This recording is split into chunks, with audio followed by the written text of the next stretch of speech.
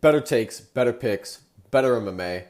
UFC Fight Night, Alex Perez versus Tatsuro Taira is going down Saturday night, June 15th. We're giving you guys our picks for every single MMA fight on the card. And we are starting off with the main event on the night, Alex Perez versus Tatsuro Taira. As it is drawn closer, the majority of hardcore fans and most people are tending to lean towards Tatsuro Taira because Tatsuro Taira does have a very good reach advantage on Alex Perez. There are a few ways that Perez can win this fight, mainly being Tatsuro Taira tends to leave his head open for guillotine attempts when he goes for takedowns. Alex Perez, I'm sure, will attempt a guillotine at some point throughout the fight. Alex Perez can also accumulate leg kicks and land consistent leg kicks on Tatsuro Taira, start to slow down his movement and start to nullify the kicking game and some of the angles of Tatsuro Taira, and that will increase the possibility of Perez possibly landing a big shot on Tatsuro Taira. Tatsuro Taira has a tendency to leave his hands down, especially very close in the clinch. Outside of that, if Alex Perez cannot land the knockout shot, he must be able to out-scramble Tatsuro Taira because Tatsuro Taira has some very good top control and he will be looking to out-grapple Alex Perez. Alex Perez is by far the best fighter that Tatsuro Taira has ever fought, and it will really be a big test to show us if Tatsuro Taira is really ready to face Alexandre Pantoja, because if Tatsuro Taira beats Alex Perez, he will be fighting for the title next. I think in a combination of being at a kicking range that will make Alex Perez have a difficulty of landing punches inside the pocket. Tatsuro also has improvements in his boxing, and I look forward to seeing him use that against Alex Perez. As we've seen in the Perez-Mokaev fight, Alex Perez does have a trouble dealing with the longer framed grapplers at flyweight. I think Tatsuro Taira is going to give Alex Perez a problem when it comes to his preference for position over submission and for how dominant Taira's top control can be.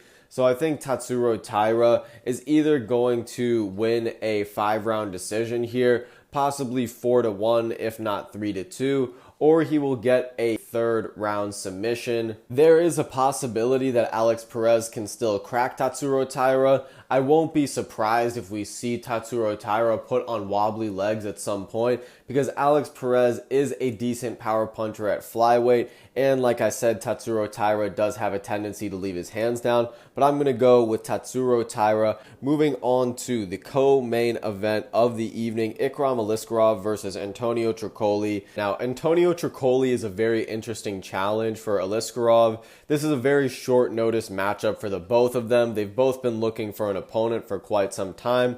Tricoli is 6'4" with an 82-inch reach. Now, those are some legit measurements. He is a very tall, rangy dude, and from the looks of it, it seems like he is on some Brazilian sauce. Now, here at Better MMA, I support the sauce because of that, and if you include his Brazilian Jiu-Jitsu background, he has more than a puncher's chance. He also has a submissions chance in this fight. So, yes, Ikram Aliskerov has looked very good against Warlley Alvarez, former welterweight, and also Phil Hawes, who does not have a good chin whatsoever. Antonio Tricoli has an ability here to really draw this into a dogfight, and there's a reason that they're putting this at the co-main event. So I will pick Ikram Aliskerov in this fight, mainly based off the fact that I think he will be able to, one, out-wrestle Antonio Tricoli and be able to put himself in dominant positions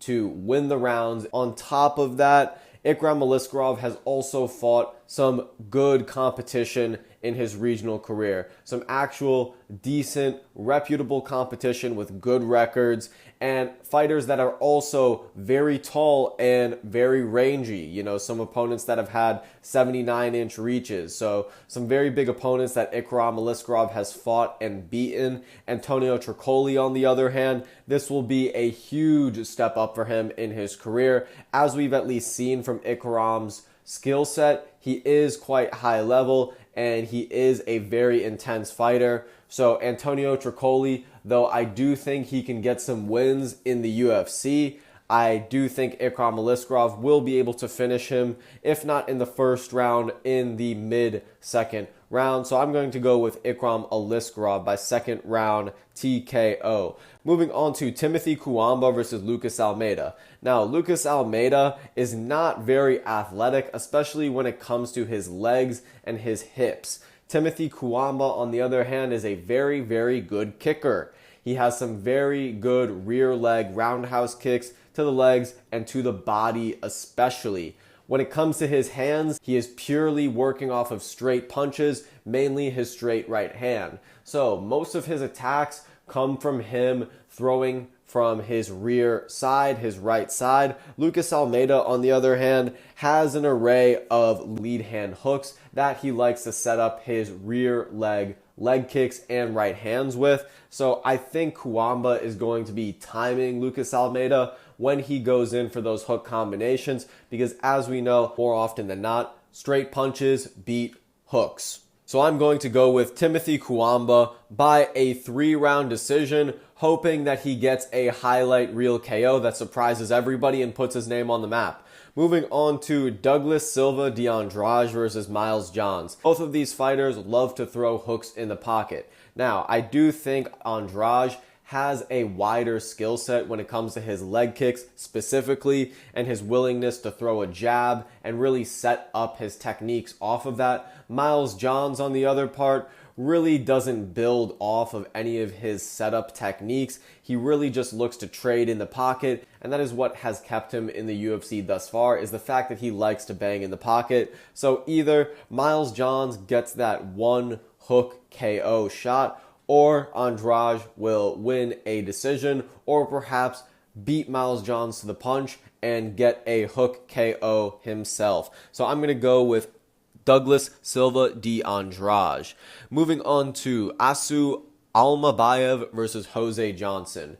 Now, Asu Almabayev is a very gritty, good fighter when it comes to his wrestling. He's not the most dynamic when it comes to his striking game, but he does have some decent fundamentals, is defensively sound. Jose Johnson, on the other hand, is not very technically sound when it comes to his striking or when it comes to his wrestling, and that really starts to show in the later rounds of the fight. It was his last fight, Jose Johnson, that I saw against Chad Anheleger, where Chad Anheleger in his own right was gassing very hard, and Jose Johnson was able to pull off a late submission. But against a fighter like Asu Almabayev, who you know will keep himself present-minded and will keep himself calm when he's faced with late submissions, when he's getting more tired throughout the fight, I expect Asu Almabayev to be the more mature seasoned fighter here and be able to ground and pound TKO Jose Johnson, or at least grind out a 3-round decision here. So I'm going to go with Asu Almabayev. Moving on to Brady Highstand versus Garrett Armfield. Now, both of these fighters present very similar skill sets. They're both grappling-based, wrestling-based fighters. So Brady Highstand, of course, will be initiating the takedown. This fight will really be determined by how Brady Highstand, or by how Garrett Armfield deals with the takedown. Now, he dealt with it very, very well against Brad Katona, both in reversing Katona and defending it. Highstand, as we've seen in his past fight, has an ability to really get into a dogfight and really get into these fight of the night worthy brawls. Garrett Armfield, on the other hand, likes to keep the fight a little bit more clean. Though I do think Brady Highstand is a very gritty fighter, and I do think he's going to present a very tough challenge for Garrett Armfield when it comes to defending the takedowns. Armfield has shown that he does have some danger when it comes to the feet. Brady Highstand receives far too much damage on the feet for the little that he dishes out, even when it comes to his ground and pound, when it comes to the grappling. So I expect Garrett Armfield to be able to outwork Highstand when it comes to the grappling and at least avoid any sort of real damage that will affect the judges' scorecards. And Garrett Armfield should be able to outstrike Brady Highstand on the feet. So I'm going to go with Garrett Armfield by a decision. Moving on to Tagir Ulanbekov versus Joshua Van. Now, Joshua Van is a very good young up-and-coming fighter, and there's a lot of hype behind him because he has a very fan-friendly style in terms of walking his opponents down and hitting them with boxing combinations. Tagir Ulanbekov, on the other hand, is a lot more tricky. He likes to mix up the takedowns. He likes to mix up his punches with his kicks. Tagir Ulanbekov is 10 years older than Joshua Van. Joshua Van is only 22 years old. Tagir Ulanbekov also has a 5-inch reach advantage over Joshua Van. Although I do really like Joshua Van's style and I want to pick him by a KO TKO here, I can see Tagir Ulanbekov getting this fight to the ground and being able to submit Joshua Van. So I'm going to go with Tagir Ulanbekov by a 3rd or 2nd round submission. Moving on to Jimmy Flick versus Nate Maness. This is a classic boxer versus grappler matchup. Nate Maness being the boxer and Jimmy Flick being the grappling specialist. Nate Maness, though he is a pure boxer and he does have some decent takedown defense, Jimmy Flick will be able to get this into a scramble at some point.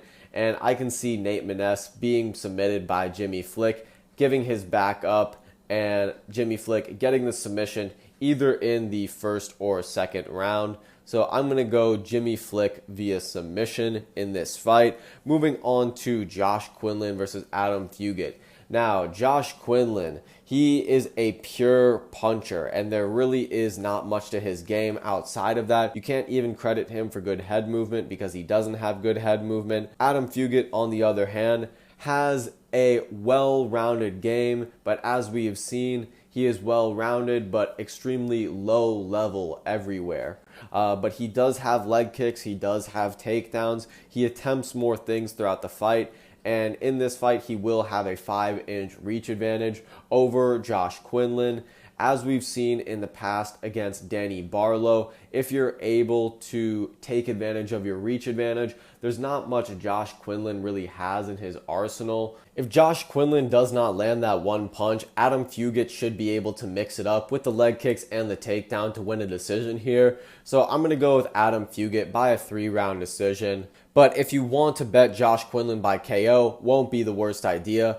Moving on to Jekka Seregi versus Weston Wilson. Now, we've spoken about Weston Wilson on the channel before. You guys should already know how I feel. Weston Wilson is a walking punching bag. We all know he's only in the UFC because he's buddy-buddy with Stephen Wonderboy Thompson. Apparently, he's like mega rich, or at least his family is. So he's kind of like, I don't know, pulled favors behind closed doors to get himself in the UFC, allegedly. But if there's one thing that we know about Weston Wilson is that he has absolutely no striking defense, no striking whatsoever. Any average Joe can knock him out. Jekka Seregi is a legit striker, legit dangerous on the feet, and Weston Wilson is a perfect walking human punching bag to get absolutely mollywopped by Jekka Seregi. I hope Jekka Seregi gets a 50K bonus because he'll have the best chance out of anybody to get that on this fight. Weston Wilson, I mean, by some miraculous way, if he survives the punches of Seregi, if he can somehow get the back and get a submission here, that's the only way that he wins this fight.